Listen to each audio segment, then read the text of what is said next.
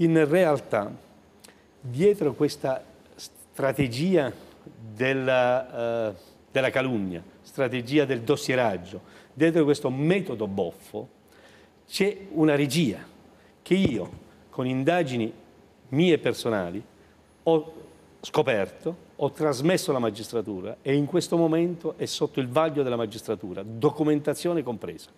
La magistratura farà il suo corso, in alcuni casi anche prescritti e amnistiati, ma forse agli italiani sarebbe bene far sapere chi ha organizzato, come ha organizzato, chi ha pagato e come sono stati pagati. Cioè, secondo te quindi c'era comunque una regia dietro quel servizio? Io vi aggiungo solo questo, tanto per lasciare un po', perché visto che stiamo in rete... Immagino il nome non lo vuoi fare, non lo puoi fare adesso. Però faccio il cognome, nel senso che siccome siamo in rete, utilizziamo anche il giochino della rete.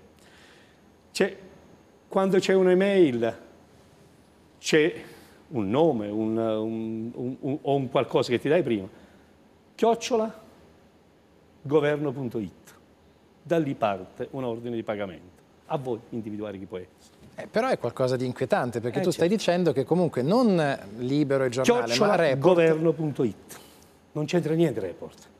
No. Ah, ok. Non vorrei essere frainteso. Ecco, okay. Report ha riportato notizie che hanno detto i vari personaggi che a loro volta già sono stati condannati. Ma perché se erano già stati detti è stata fatta quella puntata lì? Perché tu sai bene che molti hanno in qualche modo contestato anche la tempistica. Mi ricordo alcuni articoli di Marco Lillo, mi ricordo alcuni articoli di Marco Travaglio, cioè si diceva queste cose le aveva già scritte Libero. Ma quello fa gioco delle parti del giornalismo. Il giornalismo mica deve essere per forza imparziale. Quello è un giornalismo che aveva deciso in quel momento di raccontare una versione che su Di Pietro hanno raccontato. Io a Report voglio dare questa possibilità. Tu Report, se quando hai fatto questa inchiesta l'hai fatta perché volevi far conoscere l'altra faccia di Di Pietro, nonostante che sapevi, avresti dovuto sapere che i vari Di Domenico, il giornale, cioè quelli che ti avevano dato le notizie erano già stati condannati per le notizie che ti hanno dato, chiariamolo questo in un dibattito pubblico.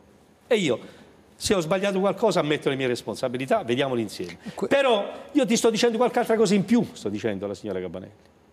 Attenzione, che anche tu sei stata tratta in inganno, perché quelli che sono venuti da te, dietro c'è una regia. Quelli a cui tu hai dato fiducia, a loro volta c'è gente che è stata pagata. Tra l'altro, ho denunciato già tutta la magistratura e l'ultimo atto che ho consegnato l'altro ieri, perché per questo mi scaldo ancora, scusami se mi scaldo. L'altro ieri